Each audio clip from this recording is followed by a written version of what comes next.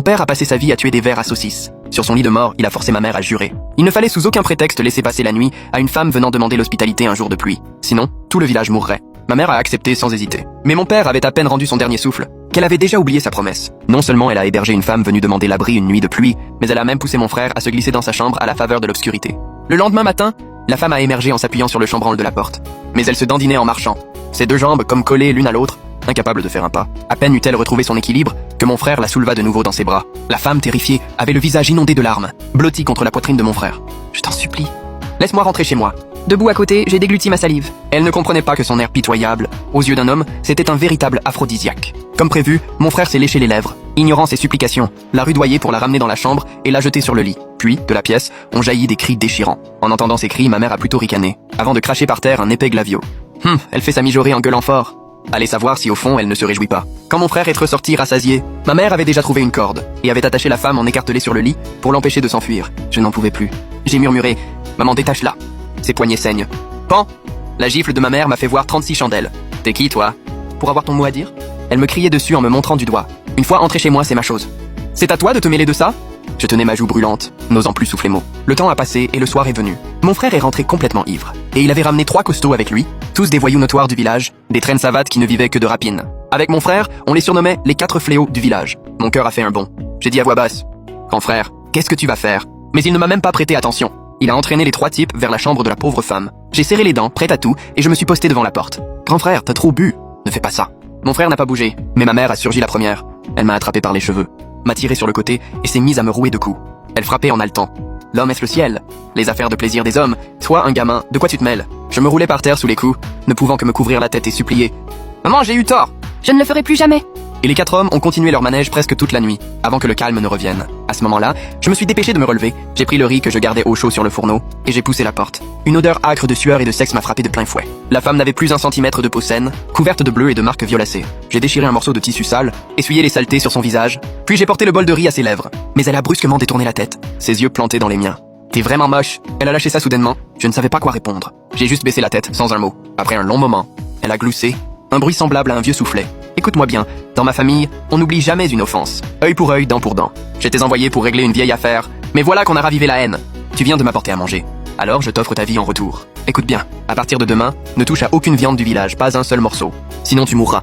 J'ai hoché la tête, abasourdi. Sans savoir pourquoi, en entendant ces mots, j'ai ressenti un étrange soulagement. J'ai vite filé avec mon plateau. Le lendemain, la femme était morte. Personne ne savait comment. En plein été, son corps était pourtant raide, froid comme un bloc de glace. Et en regardant son cadavre, j'avais l'impression que le coin de ses lèvres était relevé, comme si elle souriait. Ma mère a encore craché sur le corps, en maugréant que c'était de la malchance et qu'elle avait gaspillé 2 de ses repas. Après avoir fini de l'injurier, elle m'a ordonné de jeter ce truc mort dehors. Je n'ai pas osé protester. J'ai dû porter son corps jusqu'à la colline aux morts, l'endroit le plus sinistre, et l'y déposer. Je suis resté accroupi un long moment à regarder ce visage souriant avant de détaler et de rentrer. Mais à peine arrivé à la maison, j'ai vu ma mère accroupie dans la cour avec un bâton épais comme mon poignet. Dès qu'elle m'a vu, sans un mot, elle s'est ruée sur moi pour me frapper. Je n'osais pas esquiver.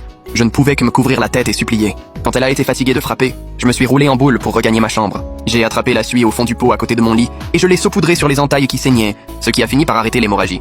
Le cœur serré, je me suis regardé, couvert de haillons, et moi-même je me faisais pitié. Un autre jour a passé. Tôt le matin, j'ai été réveillé par des cris perçants. Je me suis levé d'un bond et j'ai couru dans la cour. Bon sang! Au pied du mur de la maison, il y avait une masse compacte de vers à saucisses, chacun plus gras et dodu que l'autre. Mon frère avait les yeux qui brillaient de convoitise. Les vers à viande, c'est un délice. On n'en a pas mangé depuis la mort de papa. Là, on a fait un pactole! Ma mère, à côté, était aux anges. Elle a fait venir tous les jeunes hommes valides du village. Même si c'est dégoûtant à voir. Dans notre coin paumé perdu au milieu des montagnes arides, ça c'est de la viande. Et aujourd'hui, ces bestioles étaient particulièrement dociles. Elles ne mordaient pas, ne bougeaient pas. On aurait dit qu'elles faisaient la queue pour se faire attraper. Rapidement, on a installé un grand chaudron dans la cour, et l'écaillage et le dépouillage furent expédiés. Peu de temps après, l'odeur de la viande embaumait tout le village. Quelle fumée! Une vraie bonne viande! Tout le monde se jetait dessus pour manger, tous avaient la bouche pleine de graisse. Moi, je salivais de convoitise. Mais je repensais aux paroles de la femme, et je me suis retenu. Je n'y ai pas touché, je n'étais pas le seul. Grand-oncle non plus n'en a pas mangé. Il était accroupi devant sa porte à fumer sa pipe, les sourcils froncés en une boule. C'était l'ancien sorcier du village. Depuis que cet aveugle du village voisin avait dit que c'était un charlatan, plus personne dans le village ne le croyait, il l'avait même mis à l'écart. Lui aussi, sans doute, n'avait pas vu l'ombre d'un morceau de viande depuis longtemps. Pourtant, devant ce chaudron plein de viande, il s'était retenu. Cela m'a surpris. Poussé par la curiosité, je me suis approché pour lui demander: Grand-oncle, pourquoi tu n'en manges pas? Mais à ma grande surprise, il a soupiré, a baissé la voix, Et ses yeux vitreux se sont plantés dans les miens pour dire: Toi seul daignes encore m'écouter. Gamin, crois-moi, ne touche surtout pas à cette viande. Cette viande de serpent a quelque chose de pas clair. Je sens une odeur de cadavre là-dedans. Là-dessus, il a émis un ricanement sec. Une bande d'ignorants, ils croient tous qu'ils vont manger. Les gros poissons mangent les petits poissons mangent les crevettes. On verra bien qui mangera qui. À ces mots, je me suis mis à trembler. Pour la première fois, j'ai pensé que tout le village s'était trompé sur son compte. Et comme prévu, tous les villageois qui avaient mangé de la viande ont eu des problèmes le lendemain. Chacun avait le ventre gonflé comme s'il était enceinte. À travers la peau du ventre, on voyait des choses bouger à l'intérieur. Le chef du village était blanc comme un linge. Il a vite attelé une charrette pour aller chercher l'aveugle Hu. Mais dès son arrivée, l'aveugle Hu a secoué la tête. C'est un mauvais sort, dit-il. L'affaire est bien plus grave que je ne le pensais. J'ai déjà subi les 5 fléaux et les 3 manques, j'ai perdu un œil. Si je me mêle encore de vos histoires... Je perdrai l'autre aussi. Le chef, qui est un vieux renard, a compris tout de suite. Il a vite rassemblé de l'argent et l'a glissé à l'aveugle Hu. Maître, il faut nous sauver. L'aveugle Hu a soupesé l'argent et a aussitôt affiché un large sourire. Bon. Vu votre sincérité, je vais bien risquer ma peau pour vous.